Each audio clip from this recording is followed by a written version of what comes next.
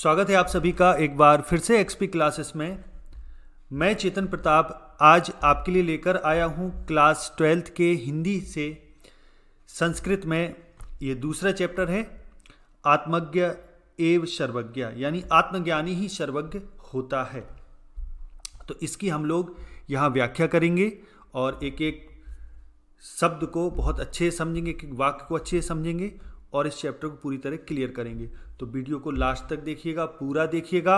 और यदि आपने अभी तक एक्सपी क्लासेस ऐप को प्ले स्टोर से डाउनलोड नहीं किया है तो प्ले स्टोर से एक्सपी क्लासेस सर्च करें, वहाँ से डाउनलोड करके वहाँ से आप पेड कोर्स ले सकते हैं। तो चलिए शुरू करते हैं।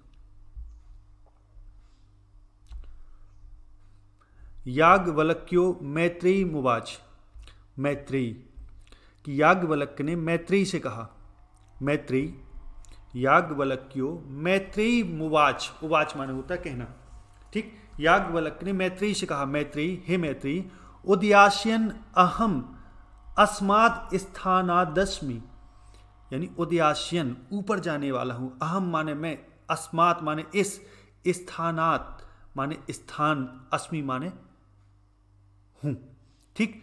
तो मैं इस स्थान से ऊपर जाने वाला हूं। अब अर्थात यहां कौन से स्थान की बात हो रही कि याज्ञवल्क्य मैत्रेयी से बोले कि याज्ञवल्क्य ने मैत्रेयी से कहा, मैत्रेयी मैं इस स्थान से ऊपर जाने वाला हूं, उदयास्यन ऊपर जाने वाला हूं, अहम माने मैं, अस्मात् माने इस, स्थानाद माने स्थान से, अस्मि माने हूं, मैं इस स्थान से ऊपर जाने वाला हूं, यानी इस गृहस्थ आश्रम से परिव्राज्य आश्रम में प्रवेश करने वाला हूं।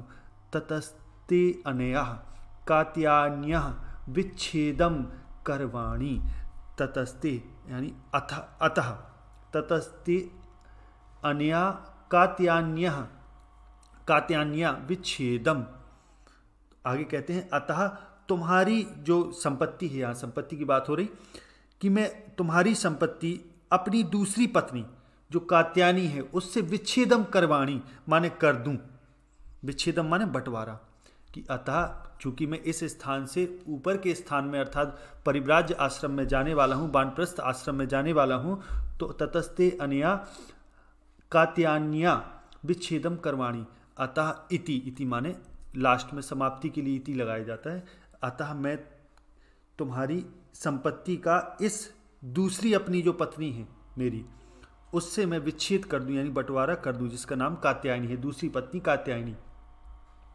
ततस्ते अनया कात्यायन्या, कात्यायन्यः माने अन्य जो पत्नी है कात्यायनी जिसका नाम है उससे विच्छेदम कर दूं, ठीक। आगे वो कहते हैं मैत्रेयी उवाच, तो ये सुनकर मैत्रेयी कहती हैं, क्या कहती हैं, यदि यम सर्वा पृथ्वी वित्तेन पूर्णा स्यात्, कि यदि सर्वा पृथ्वी, यदि यम यदि इस संपूर्ण पृथ्वी को वित्तेन पूर्णा स्यात् वित्त से भर दिया जाए, यानी यदि सारी पृथ्वी धन से परिपूर्ण हो जाए, ततम किम तो क्या, तेन अहम, अहम इसमें मैं छुपा है, ध्यान अहनम, तेन अहम मृता, यानी मैं अमृत, श्यामिति तो क्या मैं इससे अमृत हो जाऊंगी, यानी अमर हो जाऊंगी। कि वो कहती हैं यदि यम सर्वा पृथ्वी वित्तेन पूर्णा स्यात्, यदि समस्त पृथ्वी को, यदि इस पूरी पृथ्वी को वित्त से भर दिया जाए, तत किम तो क्या, तेन माने उससे, अहम माने मैं, अमृता अमृत, श्यामिति अमृत हो जाऊंगी। याज्ञवल्क्य उवाच नेति, नहीं ऐसा नहीं है। याज्ञवल्क्य कहते हैं कि नहीं ऐसा नहीं है। यथैवोपकरणवताम जीवनम तथैव ते जीवनम स्यात्, कि जैसे उपकरणवताम यानी साधन संपन्नों का जीवन होता है, तथैव वैसा ही ते जीवनम स्यात् तुम्हारा जीवन हो जाएगा। कि वो कहते हैं कि जैसे साधन संपन्नों का जीवन होता है ना, उपकरणवताम साधन संपन्न लोगों का जो जीवन होता है, तथैव ते जीवनम स्यात् वैसे ही तुम्हारा भी जीवन हो जाएगा। फिर आगे कहते हैं उपकरणवताम माने धन धान्य आदि से भरे हुए, यानी साधन संपन्न, ठीक। जैसे साधन संपन्नों का जीवन होता है वैसे ही तुम्हारा हो जाएगा। अमृत तत्वस्य तू नासास्ति वित्तेन इति, अमृत तत्व की नासास्ति आशा नहीं है, वित्तेन इति यानी धन से अमृत तत्व की आशा नहीं है। कि वो कहते हैं कि साधन संपन्न जैसा तुम्हारा जीवन हो जाएगा, और जो धन है, वित्त है, यानी जो संपत्ति है, उससे अमरता की आशा नहीं है, अमृत तत्व की आशा नहीं है। सा मैत्री उवाच, तो अब वह मैत्री बोली, क्या बोली? ए नाहम नामृताश्याम, कि आगे वो कहती हैं ए नाहम, कि मैं जिससे, एन माने जिससे, ए नाहम मैं, नामृता श्याम जिससे मैं अमृत ना हूं, किम अहम तीन कुर्याम, तो मैं उसका क्या करूं? किम अहम, क्या मैं, तीन माने उसका, कुर्याम तो मैं उसका क्या करूं? कि वो आगे कहती हैं, मैत्री कहती है कि मैं जिससे अमर ना हो सकूंगी तो मैं उसका क्या करूंगी? फिर आगे कहती हैं यदेव, जो ही, यानी जो कुछ भी वह, भगवान केवलम मृतत्व साधनम, यानी वो आगे कहती हैं कि जो आप केवलम अमृतत्व साधनम, जो अमृत तत्व का साधन जो आप जानते हैं, हे भगवान, जो आप अमृत तत्व का साधन जानते हैं, तदैव वह ही मैं ब्रूहि, मुझसे कहें, वही मुझसे कहें। तो याज्ञवल्क्य किस पर कहते हैं? याज्ञवल्क्य उवाच, अब याज्ञवल्क्य कहते हैं प्रिया ना सती, सती का मतलब होता है पतिव्रता नारी, त्वम प्रियम, कि ना माने हमारी, कि तुम हमारी प्रिया हो और प्रिय पत्नी हो, यानी भाष्य से प्रिय, त्वम प्रियम भाष्य से, और तुम अच्छा बोल भी रही हो, प्रिया ना सती, तुम प्रियम भाष्य से, कि जो तुम हो वो हमारी प्रिया हो, अर्थात मेरी प्रिय पत्नी हो, सती हो मेरे लिए।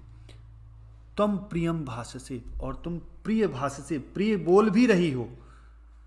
यही उपवेश, आओ यहाँ आओ, उपवेश नजदीक बैठो, व्याख्यास्यामि ते अमृतत्व साधनम, कि मैं व्याख्यास्यामि व्याख्या करूंगा, ते माने तुम्हारे प्रति, अमृतत्व साधनम, कि मैं तुमसे, यानी तुम्हारे प्रति माने तुमसे अमृत तत्व साधन की व्याख्या करूंगा, अमृत तत्व के साधन की तुमसे व्याख्या करूंगा, आओ बैठो।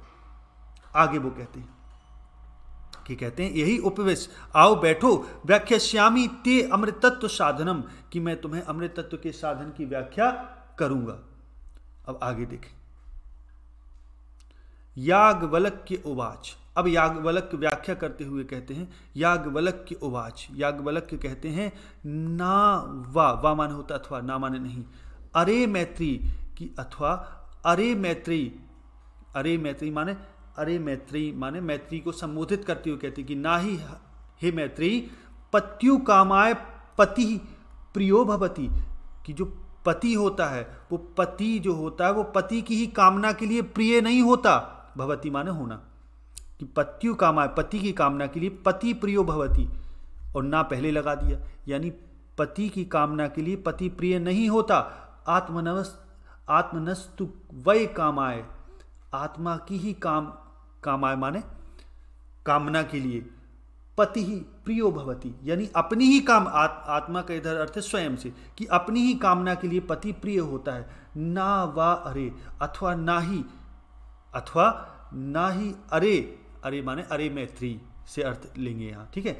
ना वा अरे, अथवा ना अरे मैत्री, जायाया कामाय जाया प्रिया भवति, कि जो जायाया होती, पत्नी होती है, वो जायाया कामाय, कामाय जायाया माने जायाया कामाय, यानी जो स्त्री होती है, पत्नी होती है, जाया जिसको बोलते हैं जायाया कामाय, कि जो पत्नी होती है वो जायाया कामाय जाया प्रिया भवति, यानी पत्नी ही की कामना के लिए प्रिय नहीं होती, ठीक।